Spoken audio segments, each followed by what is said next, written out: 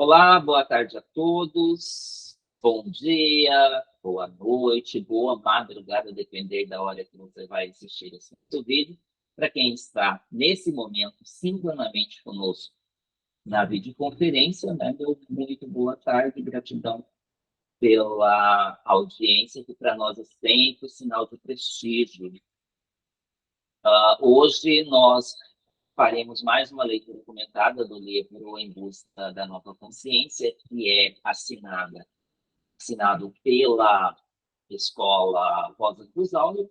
É um livro que nos traz ensinamentos muito importantes, muito pertinentes, uma linguagem bastante simples e que, por certo, nos auxilia no processo de sondagem da nossa consciência, sondagem do nosso interior para a iluminação, né, desse interior por meio da nossa consciência. E aí, para que a gente possa chegar a um despertar e esse despertar nos conduzir a uma nova consciência, né, a consciência real e não a consciência do eu, a consciência particularizada, individualizada. Então, a leitura dessa obra e a prática dos seus ensinamentos nos pode conduzir à descoberta, por assim dizer, dessa consciência universal, essa consciência que nos coloca é, plenamente cientes da nossa conexão com o todo. Tá? Hoje, nós vamos partir do capítulo 4, que é prefaciado prefaciado não, perdão, que é epigrafado, uma espécie de epígrafe, por um poema chamado Cantares. Vamos aí.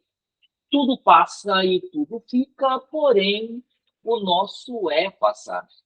Passar fazendo caminhos, caminhos sobre o mar. Nunca persegui a glória, nem quis deixar na memória dos homens minha canção. Eu amo os mundos sutis, leves e gentis, como bolhas. Gosto de vê-las pintar-se de sol e granada, voar abaixo do céu azul, tremer, subitamente quebrar-se. Nunca persegui a glória. Caminhante, o caminho são as suas pegadas e nada mais. Caminhante, não há caminho. O caminho se faz ao caminhar. Ao caminhar se faz o caminho e ao voltar a vista para trás, se vê a senda que nunca se há de voltar a pisar. Caminhante, não há caminho, somente marcas no mar. Há algum tempo neste lugar onde os homens, perdão, onde hoje os bosques se vestem de espinhos, e alguém ouviu a voz de um poeta gritar: caminhante não há caminho, o caminho se faz ao caminhar. De novo esse verso, porque eu errei. Faz algum tempo neste lugar, onde hoje os bosques se vestem de espinhos, que alguém ouviu a voz de um poeta gritar: caminhante não há caminho, e caminho se faz ao caminhar. Golpe a golpe, verso a verso. Morreu o poeta longe do lar. Pobre-lhe o pó de um país vizinho, ao afastar-se, vieram florá-lo. Caminhante não há caminho, o caminho se faz ao caminhar. Golpe a golpe, verso a verso. Quando o Pitalsilgo não pode cantar, quando o poeta é um peregrino, quando de nada nos serve rezar, caminhante, não há caminho, o caminho se faz ao caminhar. Golpe a golpe, verso a verso. Antônio Machado, epigrama 29 do livro Provérbios e Cantares, a tradução é de Fábio Malovoglia. É um poema muito lindo que fala exatamente dessa nossa senda, né? Dessa nossa empreitada.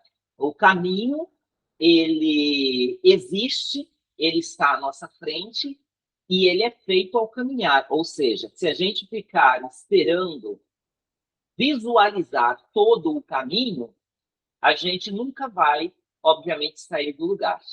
né? Porque o caminho ele vai ser feito ao caminhar. A partir do momento que a gente decidir subir essa montanha do eu, né?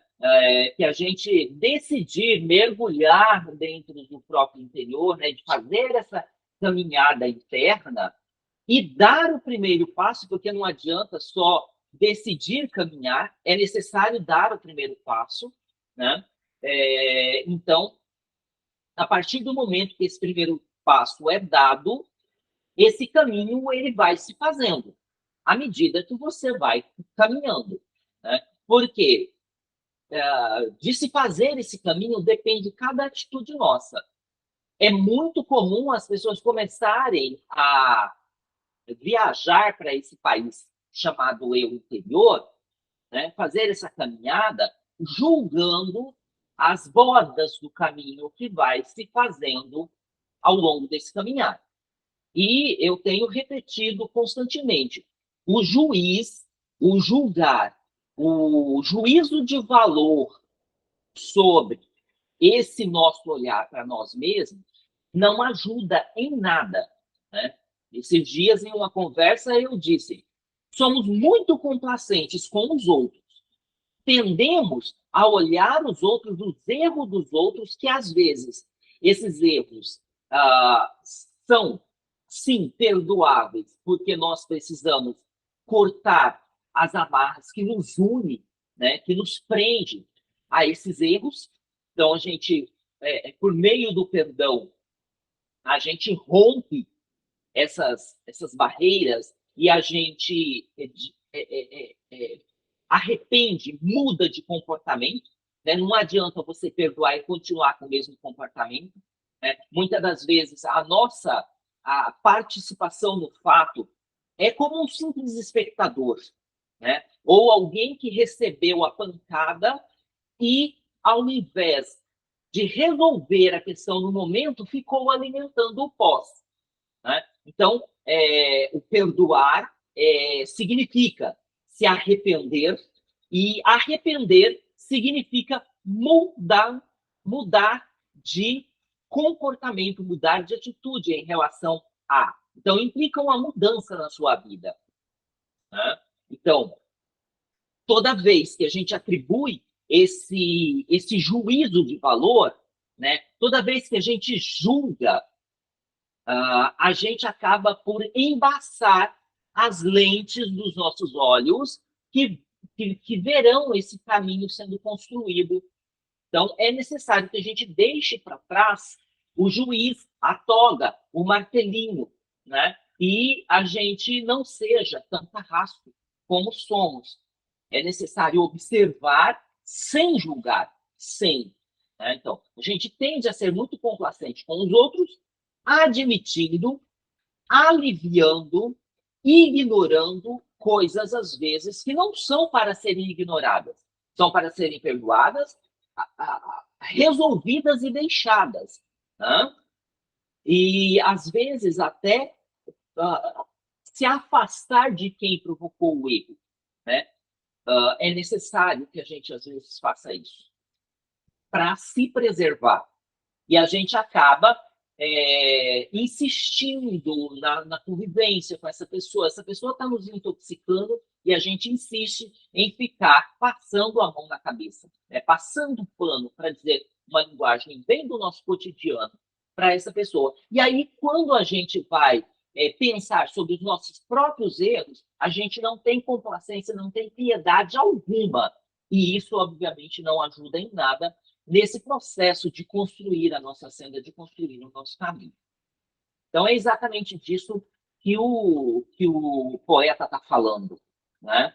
Ele fala golpe a golpe, verso a verso, ou seja, passo a passo. O caminho é feito passo a passo. Ele não existe. A partir do momento que você decide caminhar, você coloca o pé no escuro. E você só vai iluminar, de fato, quando você apoiar o seu pé no chão desse caminho. Ou seja, você vai olhar, você vai voltar a sua atenção para o seu interior. Inicialmente, você não sabe o que você vai encontrar lá. que tipo de monstro, que tipo de sujeira você vai encontrar nos seus becos, nos seus porões.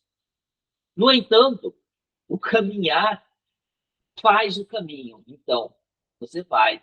Se você quer realmente iluminar todos os seus recônditos, né, todos os seus becos, né, você vai ter que colocar o seu pé no escuro e acreditar que você, ao pisar, ao apoiar o pé, você vai iluminar, você vai fazer o caminho. E acredite, o caminho se faz ao caminho. Vamos adiante. Capítulo 4, 4, o caminho da Rosa Cruz Áurea, preparação, trabalho e realização. Quando a mente, tendo visto suas trivialidades, se dá plena conta delas e por isso silencia realmente, só então existe uma possibilidade de essas trivialidades desaparecerem. Tem uma nota de rodapé aqui dando a fonte que é de Krishnamurti. O processo de transformação da consciência proposto pela Rosa Cruz Áurea pode ser dividido em 3 etapas: preparação, trabalho e realização.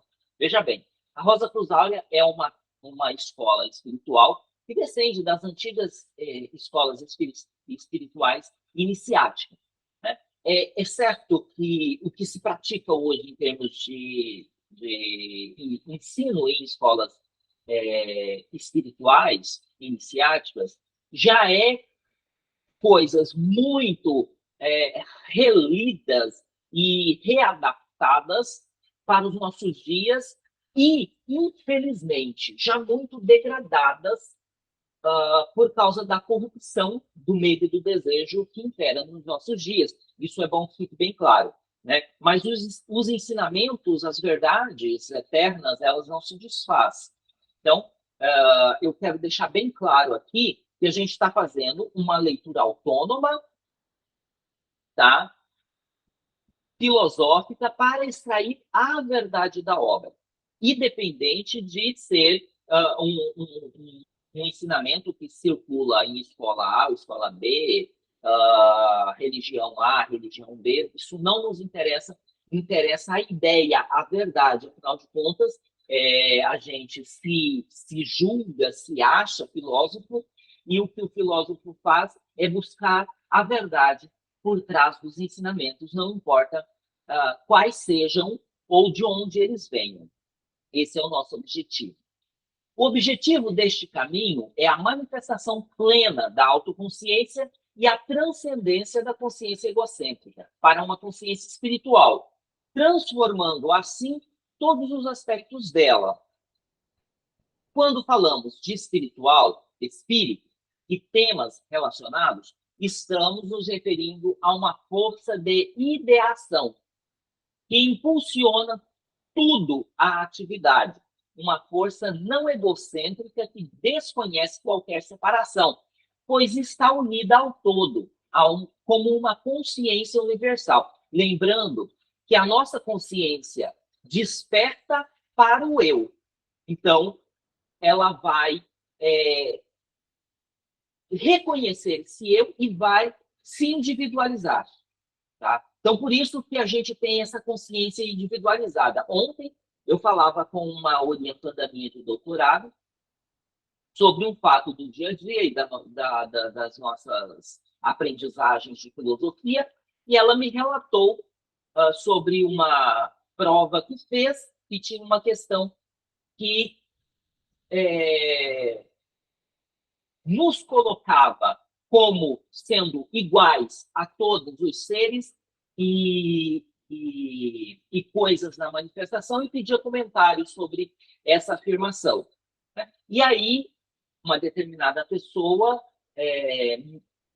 entre aspas, se revoltou com esse fato da filosofia dizer que nós, seres humanos, não somos melhores do que os animais, do que as plantas, do que os minerais, as rochas, na manifestação. E, de fato, há uma verdade por trás disso. Né? Nós não somos melhores, nós não somos maiores só porque temos e desenvolvemos a razão. Né?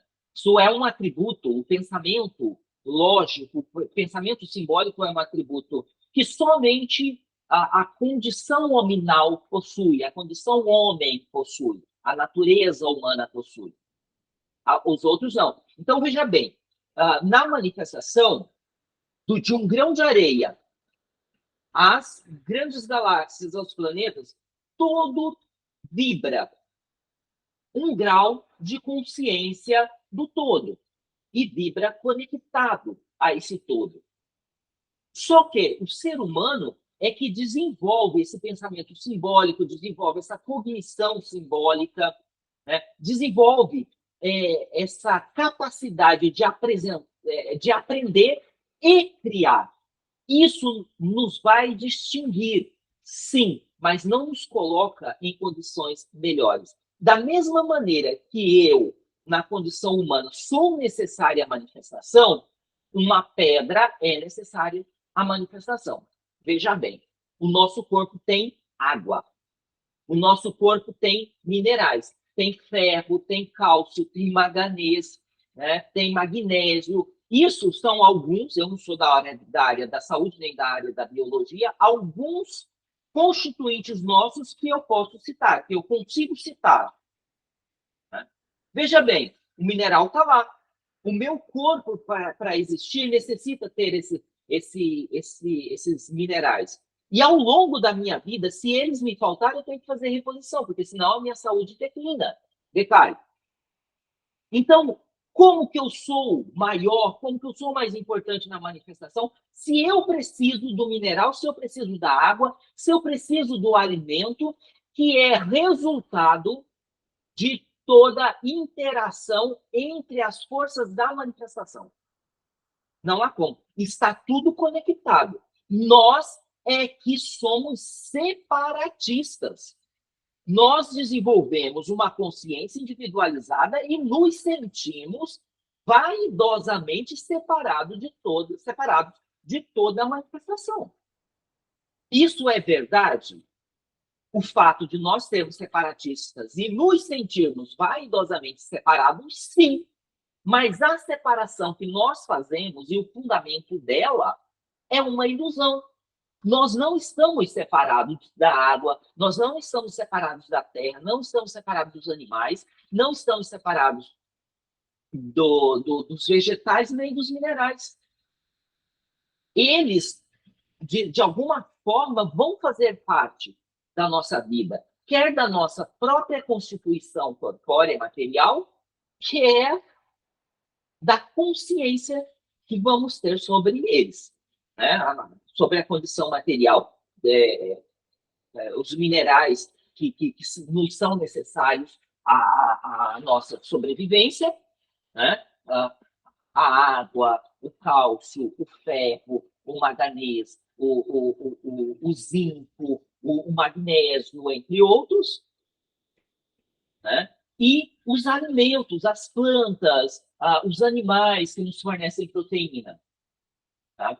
Então, eles estarão sempre alimentando o nosso corpo e nós só sobrevivemos graças à existência deles. Então, nós não somos mais importantes que as plantas e que os animais, de maneira nenhuma.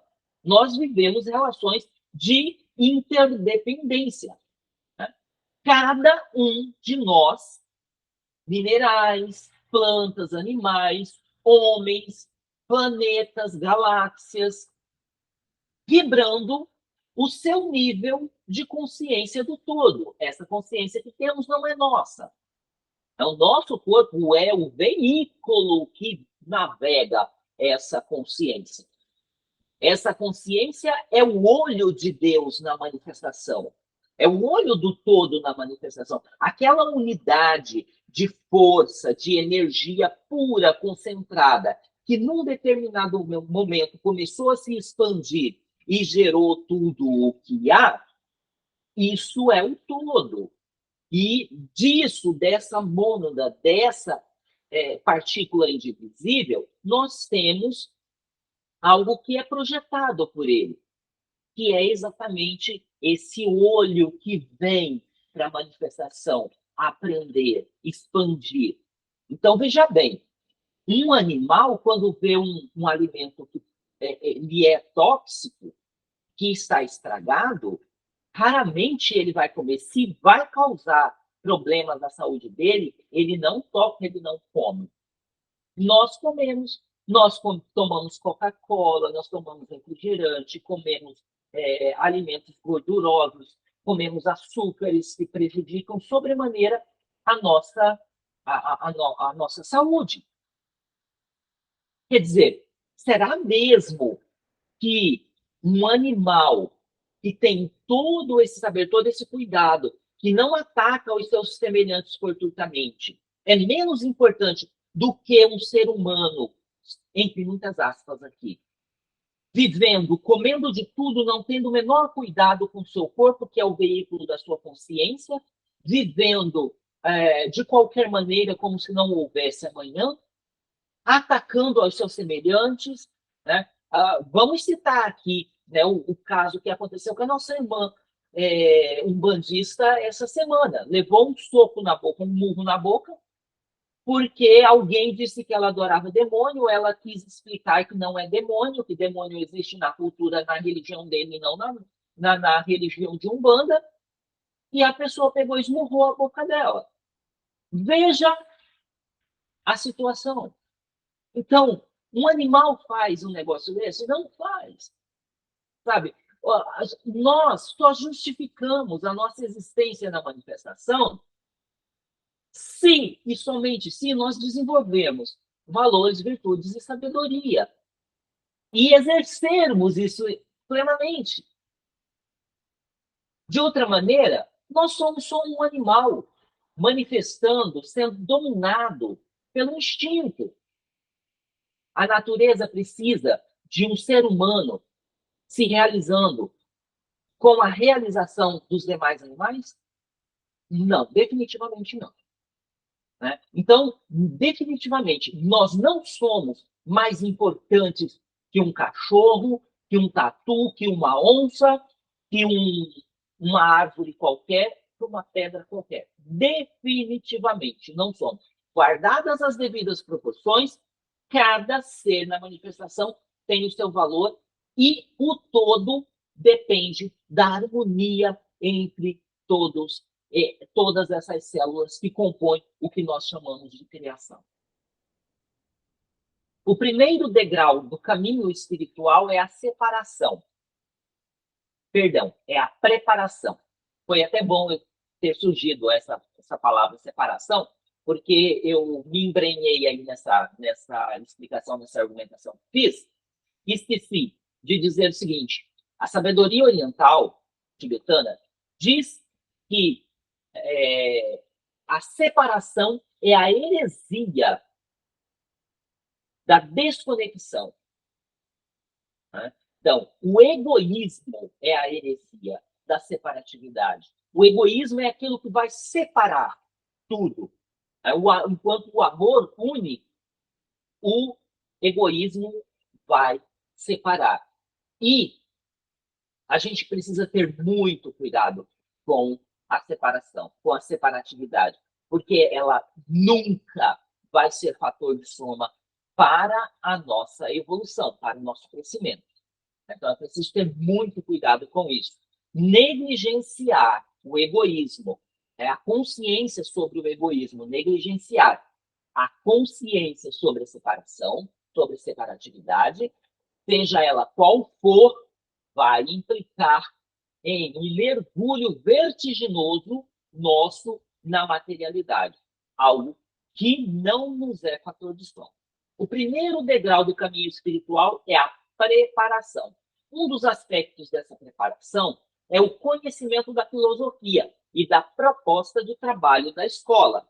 Quando se adquire uma série de novos conceitos e ideias sobre a vida e sobre a transformação, que pode ocorrer na consciência e na própria vida ao se trilhar um caminho espiritual. Tá? Então, veja bem, não é possível que a gente, mergulhados numa cultura e num modo de vida que o tempo todo nos convida para ir para o exterior, para fundamentar nossa vida, justificar a nossa existência com o que existe fora de nós, tá?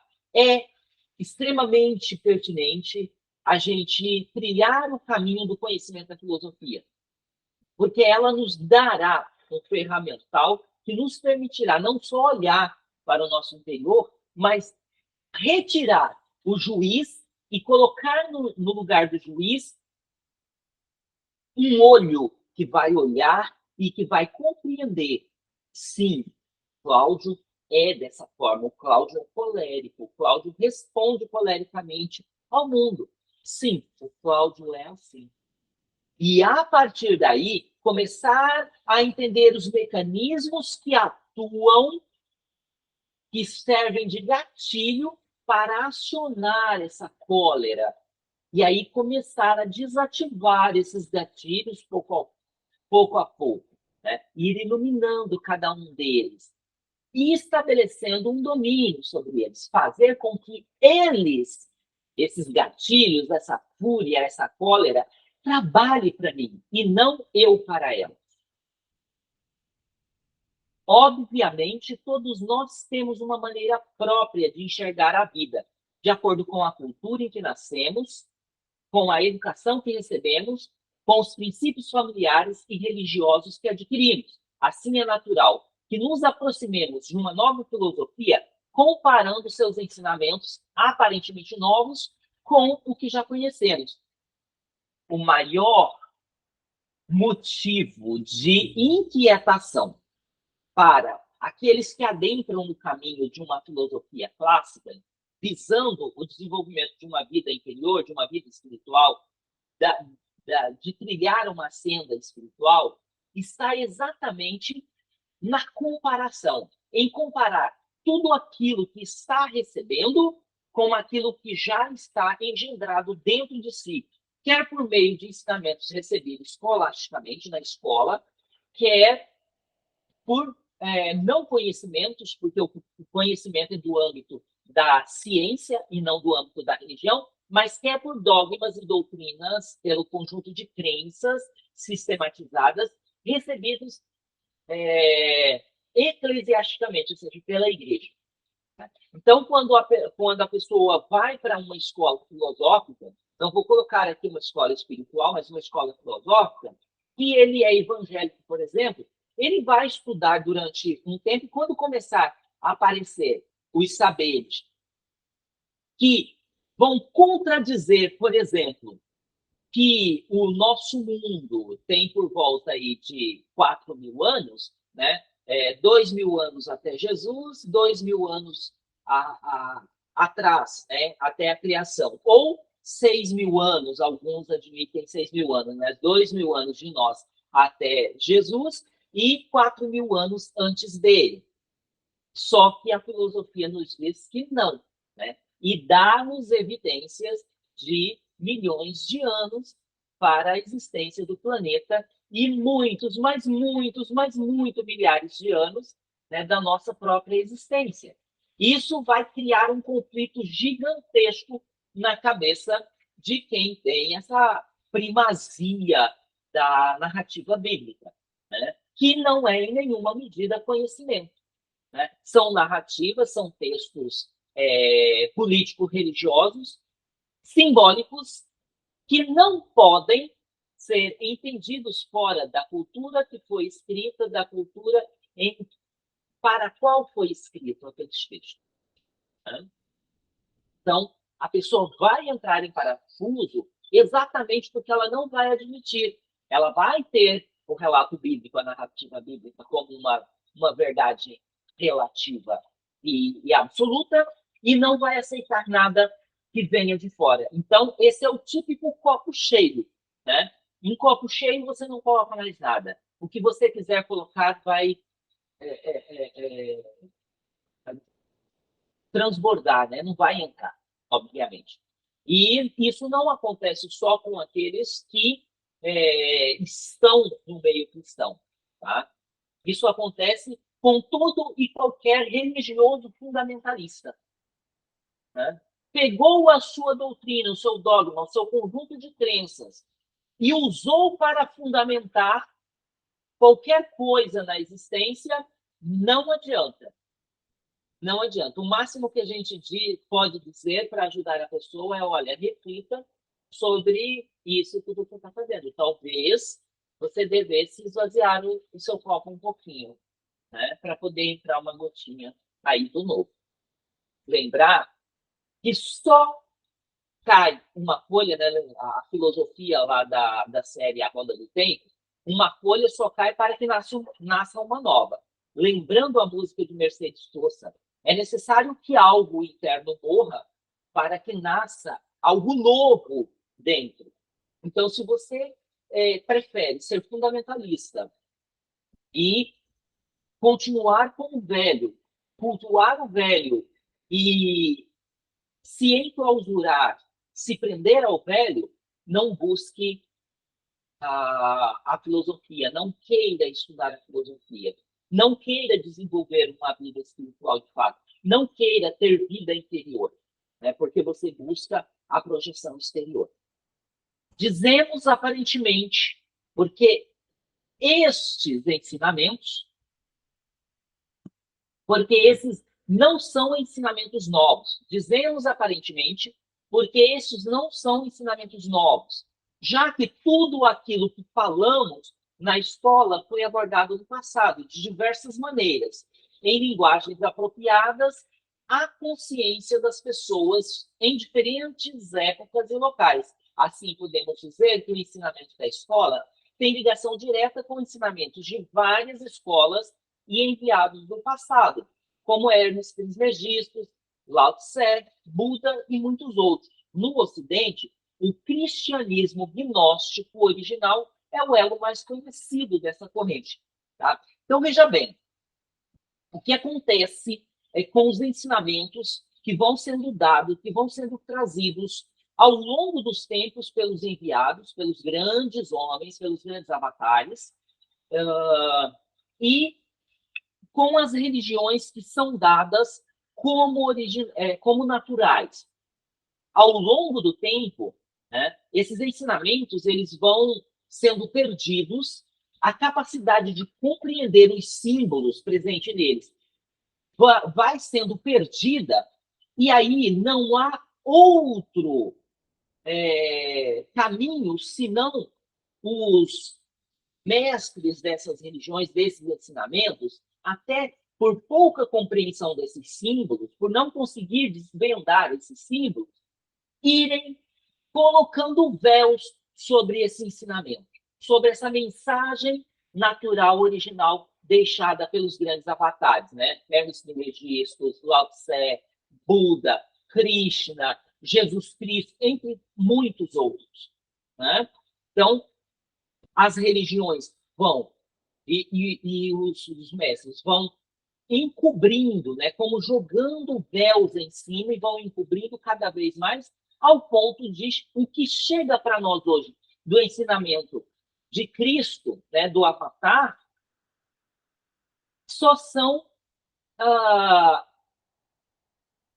partículas muito degradadas desses ensinamentos. Tanto que cada esquina, hoje nós temos uma religião, uma denominação cristã diferente, porque a religião cristã é uma única, né? A gente tem várias denominações, cada uma lançando um olhar diferente sobre a Bíblia. E a Bíblia em si já é um compêndio de textos que em nada tem a ver com o ensinamento do Avatar original, com os ensinamentos originais, já todos degradados, o que contém ali, todos degradados por anos de cópias e de adequações, né, que serviram aquilo que era conveniente a cada época. Então, a gente tem que ter muito cuidado, né? As escolas hoje que pretendem ainda um ensinamento filosófico para o desenvolvimento de uma vida espiritual no seu discípulo, ela vai pegar, vai acessar o conhecimento antigo de várias épocas, de vários avatares, de vários povos. Vai acessar, então, o simbolismo, as mitologias, o conjunto de crenças, de dogmas, de doutrinas de cada povo e vai comparar um ao outro. Aquilo que for similar, tiver a mesma essência em todos essas culturas, essas mitologias, é que vai ser extraído como uma verdade.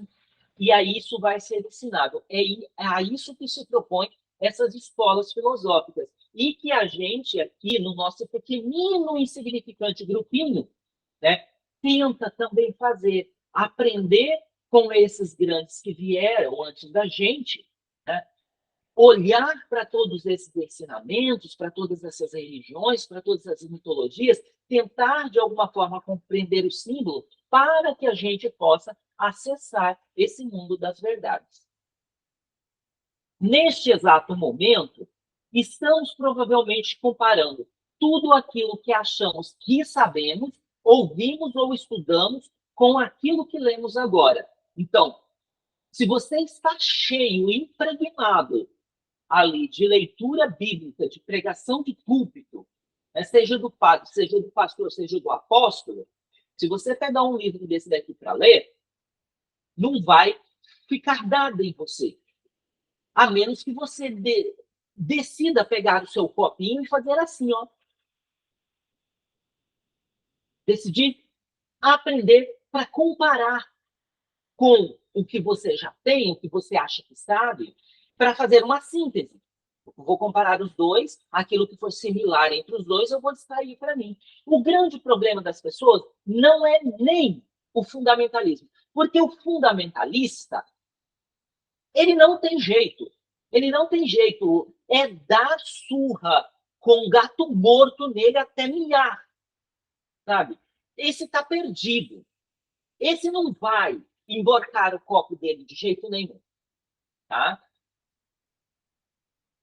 Mas existe aquele que está com o copo cheio, né, que vai olhar e vai dizer assim, ah, interessante, né, deixa eu tirar um dedinho aqui de água do meu copo para entrar alguma coisa daqui, vou aprender isso, vou sintetizar e relacionar ao que sei. Quando isso acontece, há salvação.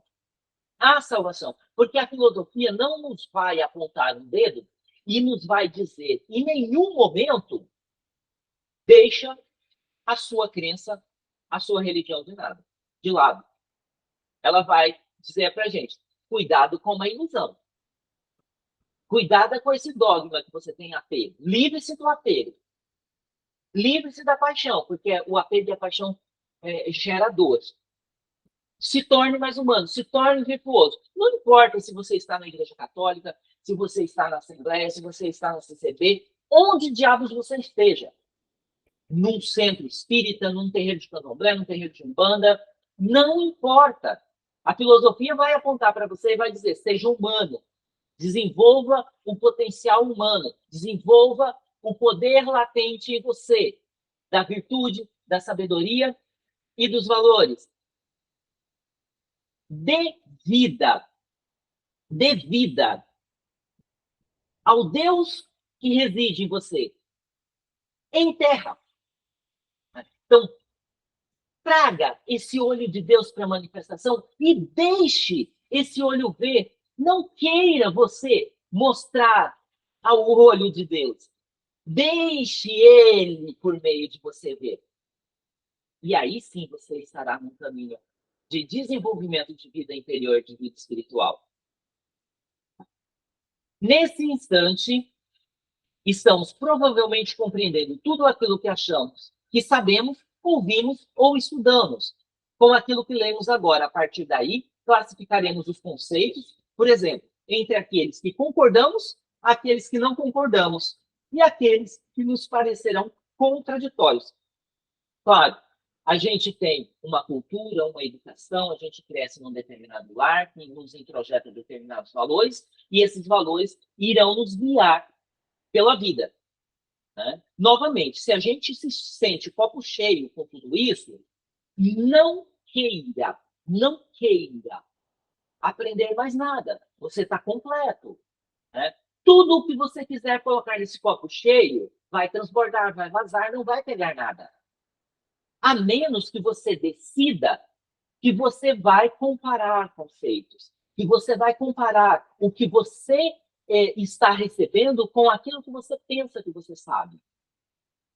Enquanto a gente mantém o nosso apego, a nossa paixão, aquilo que a gente pensa que sabe, ao valor que a minha mãe me ensinou, ao valor que o meu pai me deu, à educação que a minha avó me deu, todos os saberes que o meu bisavô me deixou. Enquanto a gente cuidar disso como se fosse o meu precioso, né? Vamos lembrar o filme lá do Senhor dos Anéis, né? O meu precioso, o meu precioso. Enquanto a gente tiver esse apego e essa paixão, por certo, o resultado disso vai ser dor. Porque diz o Dhammapada budista e a sabedoria tibetana,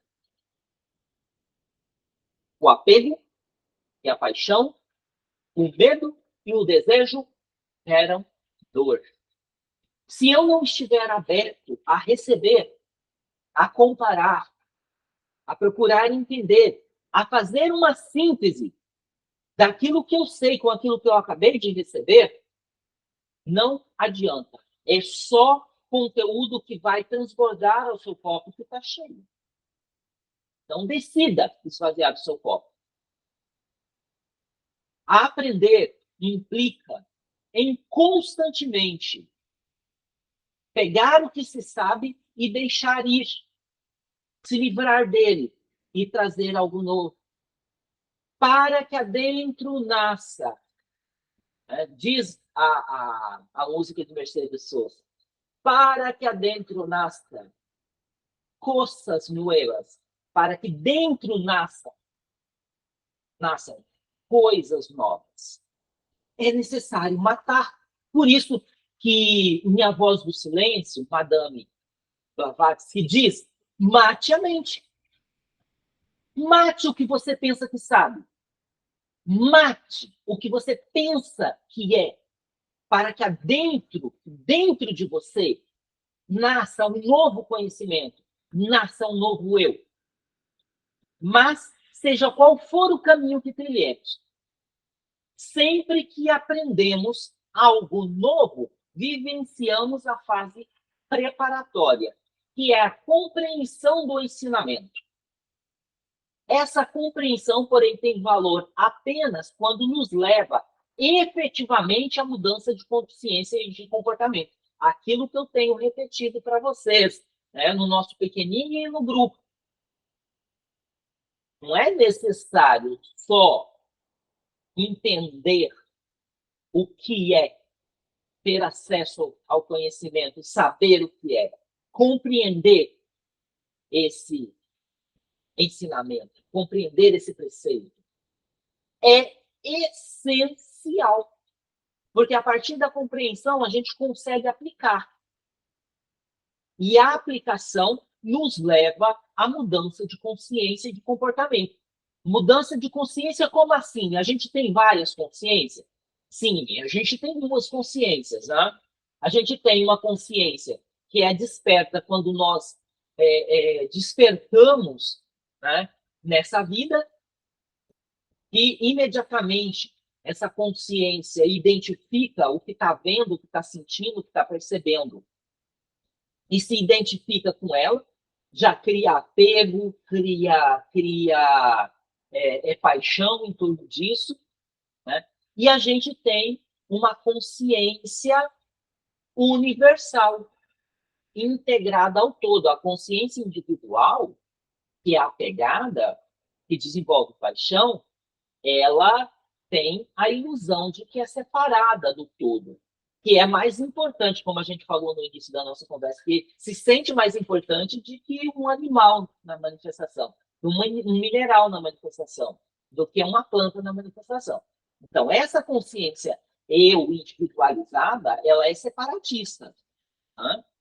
Ela tem um grau alto de egoísmo. E o egoísmo, para a sabedoria tibetana, é a heresia da separatividade. Ou seja, por detrás de todos os males da humanidade, não tem senão outra coisa que o egoísmo, que é a separatividade. Né? A escassez de alimento no mundo não tem a ver com a pouca produção. Existe muito alimento.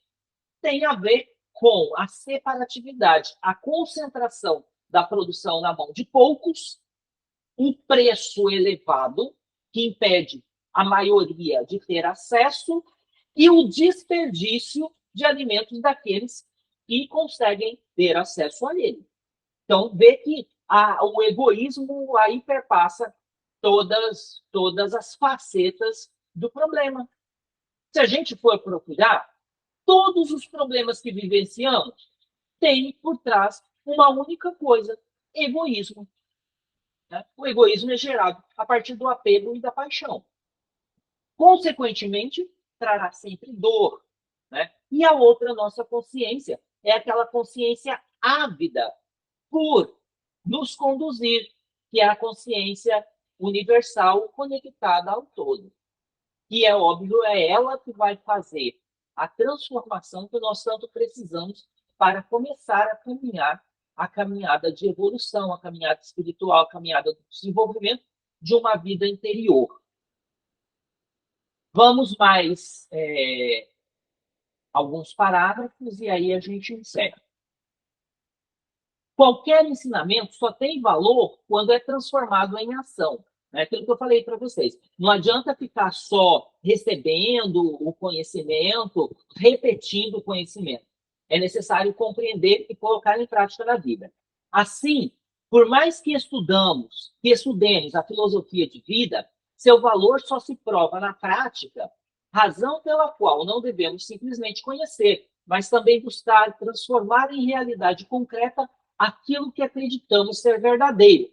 Daí surge a segunda fase, o trabalho interior, o esforço e a luta para transformar a teoria em prática. Então, primeiro, a gente prepara por meio do estudo. É necessário estudar, é necessário ler, né? É necessário anotar, né?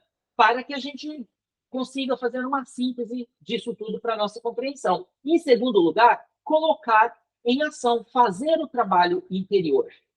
Né? A partir do momento que a gente coloca em ação, que a gente começa a viver guiado por esse ensinamento, né? A transformação começa a surgir na nossa vida. A nossa realidade será transformada interna e externamente. Lembra da lei da correspondência, da lei universal da correspondência, lá da filosofia hermética? Tudo que é dentro é como é fora, e tudo que é fora é como é dentro. Tudo que está em cima é como que está embaixo, e tudo que está embaixo é como que está em cima. Então, há uma relação de correspondência sempre. Né? O colocar os ensinamentos filosóficos recebidos em prática significa realizar um trabalho interior. É um esforço de transformar, então, aquilo que se recebe, teoricamente, em prática. Colocou isso em prática, esse trabalho interior vai transformando o seu interior e, aos poucos, não é da noite para o dia, isso começa a transbordar de você e a manifestar no seu exterior, porque a correspondência, a lei da correspondência, ela é universal, é uma das grandes leis do todo. Não, ninguém está escape a ela. Né? Então, se o seu interior começa a ser transformado para melhor, o seu relacionamento afetivo vai se transformando para melhor, o seu relacionamento com filhos, com familiares, com o mundo que te rodeia vai se transformando. Tem algo muito importante nisso que precisa ser levado em conta. Tá? Isso não significa que aquela pessoa que você precisa cortar da sua vida vai ser transformada pela sua transformação. Tá? A não ser que ela veja a sua transformação, veja o seu exemplo, porque a gente muda o nosso entorno, não é pelo que a gente fala, mas é pelo exemplo que nós damos, pela forma como a gente consegue exteriorizar aquilo que está dentro de nós, é que nós mudamos o nosso entorno. Tá? Então, sim, vai ter pessoas nesse processo que a gente simplesmente vai ter que cortar, extirpar, varrer da nossa vida, E aí me vem a mensagem daquela música da Edith Piaf, Non, rien de rien. Non, rien de rien. Non, je ne regrette rien. Nada de nada, eu não me arrependo de nada. Num determinado verso, ela vai falar assim: eu varri, eu esqueci, eu varri, eu paguei a dívida do passado. Então, vai ter um momento que a gente vai ter que fazer um rescaldo da nossa vida, né? De posse desse conhecimento, praticando ele, transformando ele em ação, a gente vai ter que fazer um grande rescaldo. A gente vai ter que pegar a nossa vida como se fosse um grande pano que a gente colocou todo encardido, todo cheio de nódia, né? Essas nódias são as mágoas carregadas, os sofrimentos carregados ao longo da vida. A gente vai ter que botar de molho numa solução que boa, né, de água sanitária com açúcar. Pessoal, funciona, viu? Deixa o pano branquinho. Né? A gente vai ter que pegar essa nossa vida, colocar numa solução de água sanitária com açúcar, deixar de molho, depois a gente vai ter que pegar isso e fazer assim, ó. Vai ter que fazer o rescaldo. E aí, nesse fazer o rescaldo, nesse torcer esse pano para enxugá-lo, para tirar dessa solução e depois enxaguar, botar um amaciante para a fibra ficar maciazinha, cheirosinha, você vai conseguir ver essa pessoa que eu preciso mantê-la distante de mim, porque essa pessoa me é tóxica. Essa pessoa, ao invés de ser fator de soma na minha vida, ela me faz suscitar o que há de pior em mim. A inspiração que ela me traz é para o declínio. Então, a gente vai ter que fazer esse rescaldo e vai doer. À medida que a gente começa a estudar filosofia, a gente vai começar a ter uma visão mais apurada sobre as relações. E sim, à medida que as pessoas começam a perceber que a gente está mudando, elas não querem acompanhar a mudança. Elas começam a se afastar da gente. Né? É muito comum você, em relações de trabalho, por exemplo, né? Você ter aquele convite para o happy hour, para as festinhas de aniversário, mas a partir do momento que você começa a compreender conceitos filosóficos, se compromete a empreender essa mudança, empreender uma caminhada para se compreender, para desenvolver uma vida interior, uma vida espiritual, essas pessoas começam a se afastar de você, porque elas não querem. Elas querem a má resistência, elas não querem a boa resistência. Resistir aos ataques externos que nos roubam de nós mesmos. Né? E ter a resistência, né? A boa resistência, resistir a esses ataques e se manter firme, né? Resistindo no propósito de se transformar internamente. Mas acredite, você vai ficar sem receber os convites para o aniversário, para o churrasquinho, para o happy hour, mas na hora que esse colega de trabalho tiver uma situação que ele não consiga resolver na vida dele, ele vai se lembrar que você toma boas atitudes. Ele vai se lembrar que você faz boas escolhas. E aí vai te procurar. Isso é uma realidade. Eu não estou mentindo nem fantasiando para você. Certo? Então, é possível se transformar, mas é muito difícil. É um trabalho que é representado pelo Machado de Dois Gumes, que um semideus recebe lá na cultura grega, agora não na mitologia grega, não me lembro o nome do semideus, mas ele vai para o labirinto do Minotauro, né? Tem uma prova que ele tem que passar no labirinto do Minotauro, e uma deusa entrega a ele um machado de dois gumes, né? De duas pontas, né? De duas lâminas. Essa é a palavra certa. Então, isso vai representar, esse machado, ele corta fora e corta dentro, porque ele tem essas duas lâminas, né? Isso representa exatamente esse trabalho interior que a gente tem que fazer, né? Fazer o trabalho interior, né? De se conhecer, de eliminar os seus gatilhos, conhecê-los e fazê-los trabalhar a seu favor, e fora de si, nessa limpeza, nesse desbravar desse caminho para você caminhar. Tá? Era isso que eu tinha a dizer. Nós ficamos por aqui hoje e no nosso próximo encontro a gente continua nesse capítulo. Tá?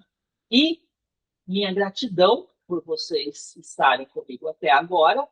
E eu abro, então, para aquele momento que eu gosto muito, que é o momento de vocês fazerem o comentário de vocês sobre o que discutimos.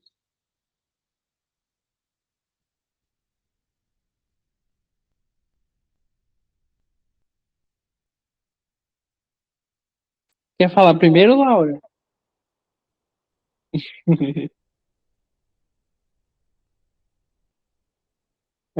Enquanto Laura não fala, eu vou falar, né? Eu não conheci o poema que o senhor leu no início da aula, só que é um poema muito bonito, porque eu, me falaram essa frase justamente para não ter medo, né? Que o caminho se faz ao caminhar. E eu não sabia que Uhum. tinha um poema, que essa frase era de um poema, né? Justamente isso. Então, assim, quando o Sim, senhor começou a sim, é de ler, um poema. aí quando o senhor começou a ler, eu comecei a escrever já no Google. Enquanto o senhor estava falando, eu fui escrevendo, eu achei o poema, eu até compartilhei lá no grupo da casa, Legal, né? Aí eu legal. li, aí eu acompanhei o poema junto com o senhor lendo, e eu acho que é realmente um poema lindo, para quem tá com medo de encarar a vida, né, das mudanças da vida, de seguir em frente, principalmente, é só ler ele, que realmente você coloca um pé, e aí depois tem que colocar o outro, né? Só a gente Exato, lembrar de uma criança andando, para aprender a andar, a gente vai cair algumas vezes, né? Para recomeçar, a gente vai cair também. O importante é não desistir, né? Eu acho que isso, minha contribuição com a aula é essa hoje, realmente. Aprender a caminhar com o caminho. É isso. exatamente, exatamente. À medida que a gente vai construindo esse caminho, que vai caminhando, né, a gente vai percebendo, de fato, aquilo que é fator de soma nesse caminho para a gente e aquilo que não é, né? Então a gente vai ganhando discernimento ao longo da caminhada. Verdade. Além de ganhar o discernimento ajuda a gente a afastar aquelas pessoas que não vão subir a montanha com a gente, né? Então elas vão ficando para Exatamente, trás. exatamente. E assim, se a gente não se atentar para isso, a gente acaba colocando pessoas, pesos e cargas nas nossas costas que vão, obviamente, impedir a gente de fazer o caminho, né?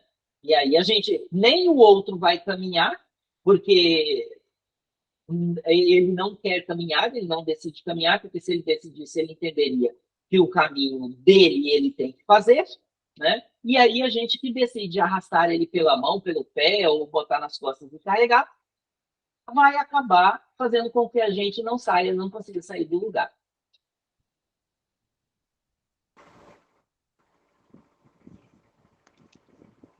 Olá, boa tarde, pessoal. Boa tarde, meu pai, sua Boa bênção. tarde, Boa abençoado tarde, seja. Júnior. Desculpa pela hora que eu entrei, tá?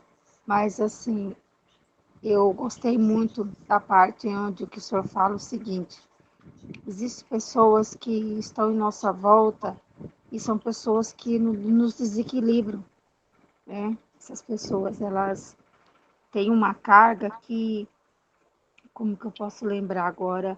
O senhor falou o seguinte, que são pessoas que têm uma energia que nos contamina e que nos faz sair do eixo.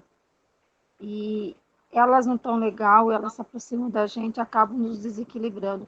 Isso acontece muito no nosso dia a dia, com Sim, familiares, né? Com um parente mais próximo, tipo um tio, uma irmã. No trabalho, tem muitos colegas superiores que têm isso. E eu achei muito bom o senhor falar disso, porque é uma coisa que acontece. Tem pessoas que falam assim, eu não me dei com fulano, meu santo não bateu. Mas, na verdade, é isso que o senhor acabou de dizer, que a gente tem que se afastar desse tipo de pessoas. Tem pessoas que, quando você encontra com ela, elas ficam naquela lamúria, ou elas ficam se dando de vítima, e aí você vai lá, dá conselho, quando você sai de perto, você está acabada, sugada, é uma coisa estranha. A hora que o senhor narrou isso aí, eu lembrei muito de uns acontecimentos que alguns familiares, quando eu encontro e começo a conversar, quando eles vão embora, parece que passou um caminhão em cima de mim. E aí eu comecei a comentar com o Laércio. Falei, eu vou me afastar quando fulano vier me visitar. Porque quando fulano sai, eu fico esgotada. E eu até achei, será que eu estou sendo egoísta, né? A pessoa vem me procurar porque quer conversar, só que eu não consigo ter ânimo para mais nada depois daquele dia. Eu só quero uma coisa, dormir, ficar em silêncio. E no outro dia eu tô arrebentada. É estranho isso, mas é fato. Eu achei muito legal, porque tem muita gente que não sabe trabalhar ou tem receio de Sim, trabalhar essa situação, sim. como eu acho que eu estou sendo egoísta, né? Eu tenho que ajudar, eu tenho que conversar, eu tenho que ouvir a pessoa, mesmo que eu fique mal. Às vezes a pessoa fica até 1 hora da manhã, 2 horas da manhã conversando e eu tenho que trabalhar outro dia cedo. Quando assusta, eu estou em frangalhos, em frangalhos. O que eu diria para a senhora é o seguinte: a gente não tem que nada. O nosso único compromisso é conosco mesmo. Né? Então, eu tenho que me colocar em primeiro lugar sempre. Se eu já constatei, se eu já desenvolvi a consciência de que parar para ouvir, parar para tentar auxiliar, vai comprometer, de alguma forma, o trabalho que eu fiz até determinado momento, né, de disciplinar para ter equilíbrio, para ter serenidade, para ter calma, para ter discernimento. Tudo isso vai ser me roubado porque eu vou parar, porque eu acho que eu sou obrigado a. Se eu já desenvolvi essa consciência que vai me prejudicar, se eu fizer, eu estou sendo negligente comigo mesmo. Eu tenho que ter um discernimento. Aí entra a figura do deus Tot, egípcio, que tem cabeça de um pássaro chamado íris, que tem um bico curvo e longo, fino. Esse pássaro, ele tem esse bico dessa forma exatamente porque o alimento dele é encontrado em meio de muitas outras coisas, que não é o alimento dele.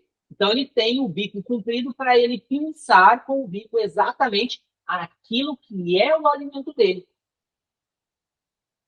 Essa figura é a figura que simboliza na cultura egípcia antiga a inteligência, a sabedoria, o discernimento.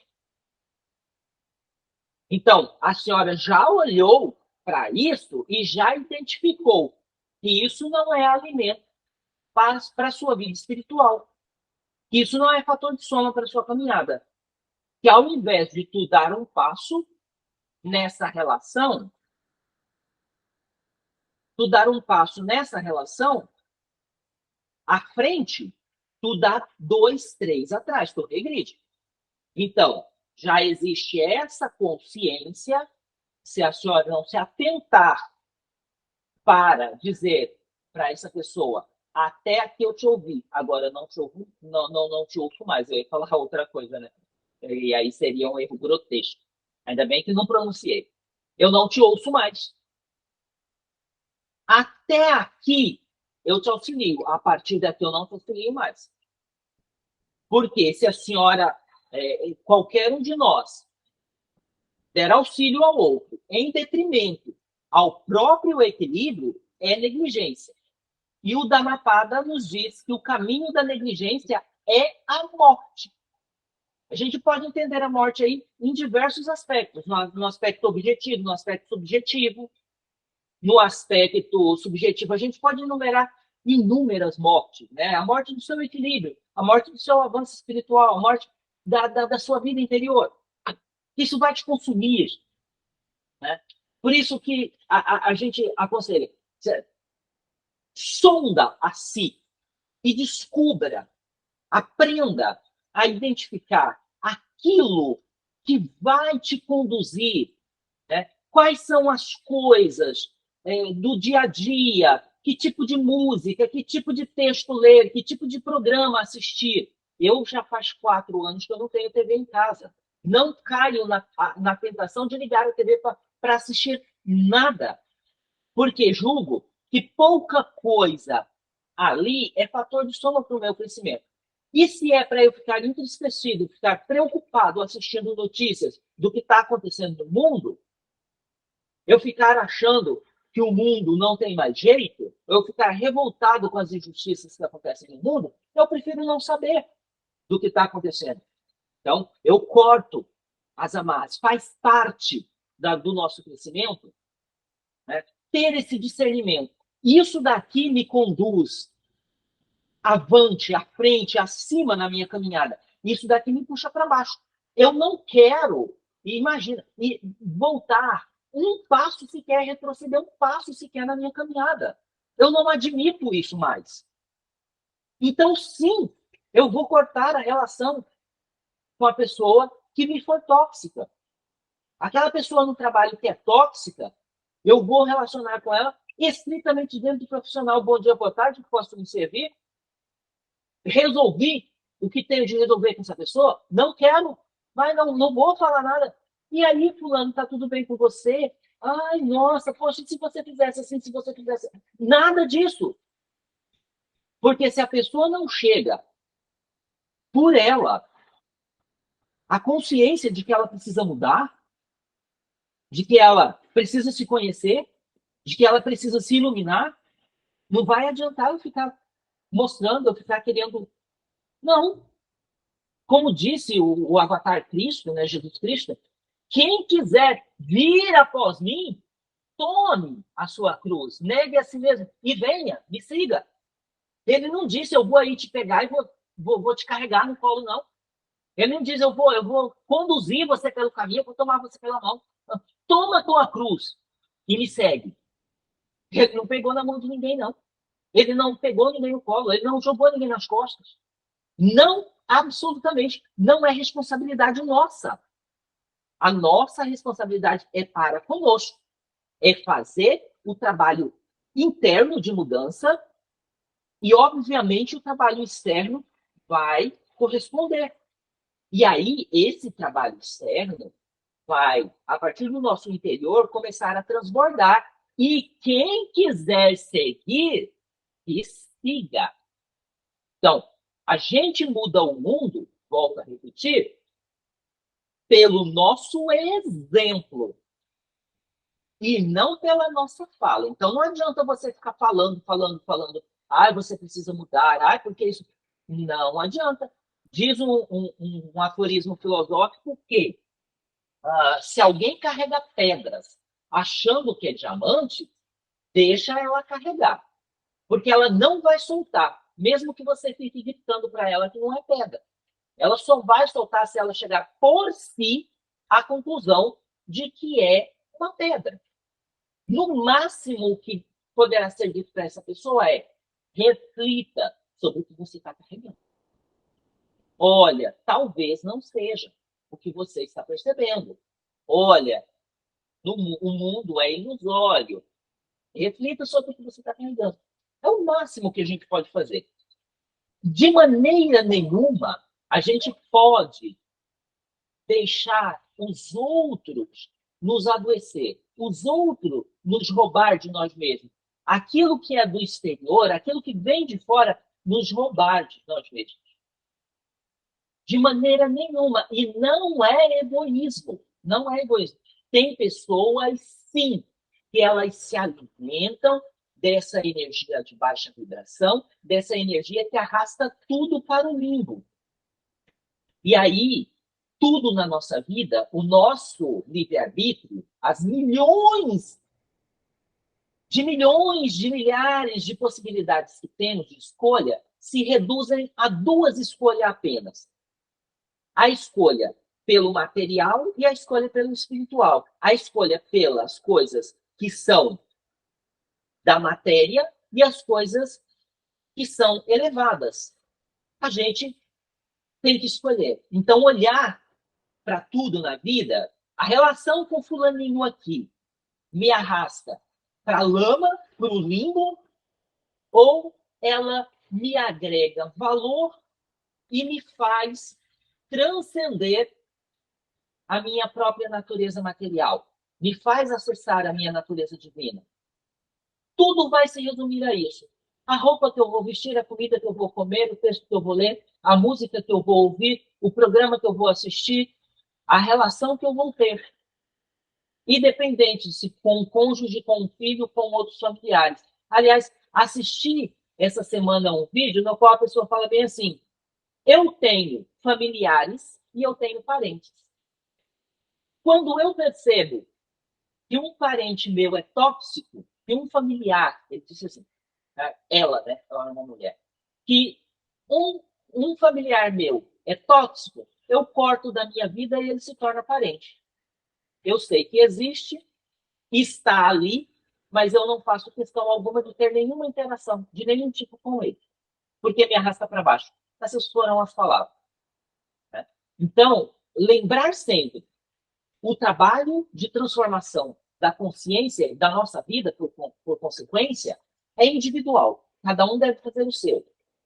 Né? E cada um deve pesar. E nós, mais ainda, se isso tudo que está nos rodeando é fator de soma, se não for eliminar da nossa vida. Tá? Eu não preciso ser mal educado, eu não preciso ser grosseiro, né? Eu não preciso ser indelicado. Né? Me cumprimentou, eu tenho o dever de responder, e responder de forma amistosa, não responder com rancor, não responder com raiva, não responder com antipatia, nem com sarcasmo, nem com indiferença, porque isso, obviamente, não contribui, né, com a minha elevação. A forma como eu vou reagir está no meu controle. Mas, enfim, a forma como a pessoa vai se colocar para mim, não. Mas a forma como eu reajo, sim. Me disse bom dia, desejo um bom dia, com verdade. Me perguntou se está tudo bem, em poucas palavras, eu estou bem, obrigado, com verdade. Mas nada de passar uma hora entregando o seu ouro para quem vai pegar e jogar lama nele. Tá? O seu ouro que já está ali purificado, né? Que já está prontinho para ser transformado numa joia, aí a pessoa vai voltar lá e arrastar o seu ouro no chão. Isso não é aconselhável. Né? Então a gente precisa, sim, ter discernimento, e falo para a senhora com muita segurança e com muita, mas muita serenidade.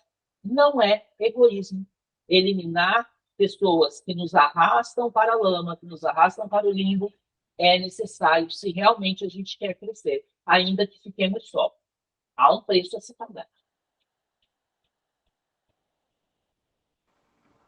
Ok. Alguém mais? Muito obrigada.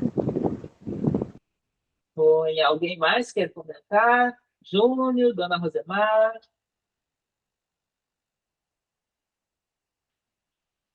Se não, eu agradeço muito a participação de vocês. Esse momento aqui me é um momento dos mais caros na vida, que eu mais amo, porque me permite aprender um pouco mais sobre aquilo que eu ensino. Fala, João. Na verdade, é o Rick. Fala, Rick. Só tenho, na verdade, a agradecer mais uma vez a sua disposição, os seus ensinamentos. Verdade. E colocar sempre esses momentos como momentos prioritários, né? Na nossa vida, na nossa evolução, na nossa formação como ser humano e como espírito. E é isso aí.